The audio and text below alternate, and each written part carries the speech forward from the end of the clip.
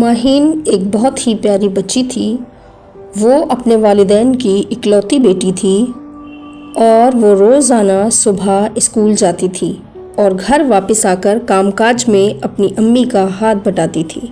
ایک دن ماہین اسکول تاخیر سے پہنچی تو ٹیچر نے اسے بہت ڈانٹا اور وقت پر آنے کی تاکید کی، لیکن اب تو روز یہی ہونے لگا۔ ماہین سب سے آخر میں اسکول پہنچتی اور ماہین مس سے اسے خوب ڈانٹ کھاتی، لیکن اصل وجہ نہیں بتاتی تھی کہ کہیں اسے بہانہ نہ سمجھ لیا جائے۔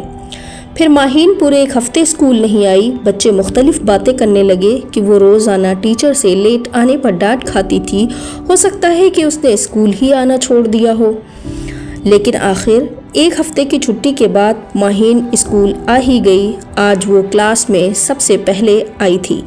ٹیچر کلاس میں داخل ہوئیں تو سب بچوں نے اٹھ کر انہیں سلام کیا۔ مس نے سلام کا جواب دیا اور وہ ماہین کو دیکھ کر چونک گئی۔ انہوں نے ماہین کو اپنے پاس بلایا اور کہا، ویسے تو تم روزانہ اسکول دیر سے آتی تھی اور آج پورے ایک ہفتے کے بعد آئی ہو، دل بھر گیا ہے تمہارا چھٹیوں سے۔ مس غصے سے اسے ڈانٹتی جا رہی تھیں اور ماہین کی آنکھوں سے آنسو بہہ رہے تھے۔ اس نے مس سے کہا، مس میں کچھ کہنا چاہتی ہوں۔ ہاں کہو، مس نے کہا۔